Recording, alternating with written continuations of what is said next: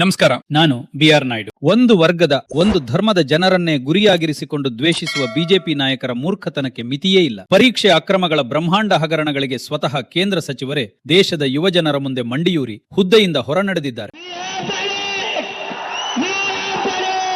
ಆದರೆ ಇಲ್ಲಿ ಮಾಡಲು ಬೇರೆ ಕೆಲಸವಿಲ್ಲದೆ ಮತ್ತೆ ಹಳೆಯ ವೃತ್ತಿಯಾದ ಗೂಂಡಾಗಿರಿಗೆ ಇಳಿದಿರುವ ಸನ್ಮಾನ್ಯ ಸಿ.ಟಿ. ರವಿ ಅವರು ತಮ್ಮ ಬಚ್ಚಲು ಬಾಯಿಂದ ಉದುರಿಸಿರುವ ನುಡಿಗಳನ್ನೇ ಕೇಳಿ. ಮುಲ್ಲಾನಿಗೂ ನೀಟ್ ಎಕ್ಸಾಮ್ಗೂ ಏನ್ ಸಂಬಂಧ? ಎದೆ ಹೇಳಿದ್ರೆ 3 ಅಕ್ಷರ ಬರಲ್ಲ. ಆತ ಬಂದು ನೀಟ್ ವಿರುದ್ಧ ಹೋರಾಟ ಅಂತ. ಈ ದೇಶದ ಪ್ರತಿಯೊಬ್ಬ ಜನರಿಗೂ, ಪ್ರತಿಯೊಬ್ಬ ವಿದ್ಯಾರ್ಥಿಗೂ ಸಹ ನಾಯಕರನ್ನು ಪ್ರಶ್ನಿಸುವ ಹಕ್ಕನ್ನು ಸಂವಿಧಾನ ನೀಡಿದೆ. ನೀಟ್ ಪರೀಕ್ಷೆ ಬರೆದವರಲ್ಲಿ ಹಿಂದೂಗಳು, ಮುಸ್ಲಿಮರು ಎಂಬ ಭೇದವಿರಲಿಲ್ಲ. ಬಿಜೆಪಿ ಅನ್ಯಾಯದಿಂದ ಸಾವನ್ನಪ್ಪಿದ ಮಕ್ಕಳು ಜಾತಿಯ ಕಾರಣದಿಂದ ಆತ್ಮಹತ್ಯೆ ಮಾಡಿಕೊಳ್ಳಲಿಲ್ಲ. ಈ ಪ್ರತಿಭಟನೆಯಲ್ಲಿ ಭಾಗವಹಿಸಿದ್ದ ಜನರ ಬಗ್ಗೆ ಮಾತನಾಡುವಾಗ ನಾಲಿಗೆ ಹರಿಬಿಟ್ಟಿದ್ದ ಸಿ.ಟಿ. ರವಿಗೆ ಕರ್ನಾಟಕ ಪೊಲೀಸರು ಸರಿಯಾಗಿಯೇ ಬೆಂಡೆತ್ತಿದ್ದಾರೆ. ಆದರೆ ಪೊಲೀಸರು ನೋಟಿಸ್ ಕೊಡುವಾಗಲೂ ಸಹ ಈತ ತೋರಿಸಿದ ಹುಂಬತನವನ್ನು ನೀವೇ ನೋಡಿ.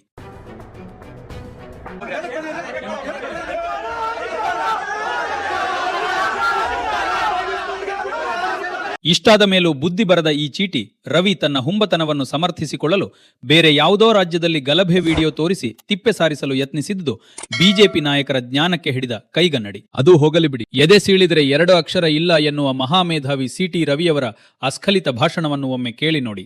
This government will only live May 23rd. Already Congress leaders, they have fixed the time bomb. They will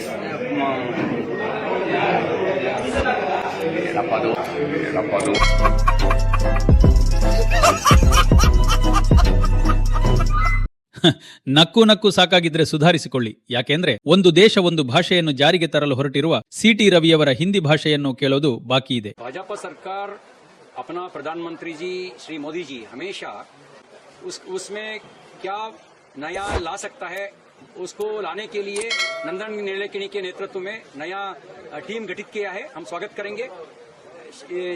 ಶಿಕ್ಷಾ ಕ್ಷೇತ್ರ में ಇಂಥ ರಾಜಕಾರಣಿಗಳನ್ನು ಶಾಶ್ವತವಾಗಿ ಅಧಿಕಾರದಿಂದ ದೂರವಿಡಬೇಕಾಗಿರುವುದು ನಿಮ್ಮೆಲ್ಲರ ಕರ್ತವ್ಯ ಅಲ್ಲವೇ? ನಿಮ್ಮ ಅಭಿಪ್ರಾಯಗಳನ್ನು ಕಮೆಂಟ್ ಮೂಲಕ ತಿಳಿಸಿ. ವಂದನೆಗಳೊಂದಿಗೆ ಇದೇ ರೀತಿಯ ವಿಡಿಯೋಗಳಿಗಾಗಿ team B R. Naidu channel subscribe ಮಾಡಿ.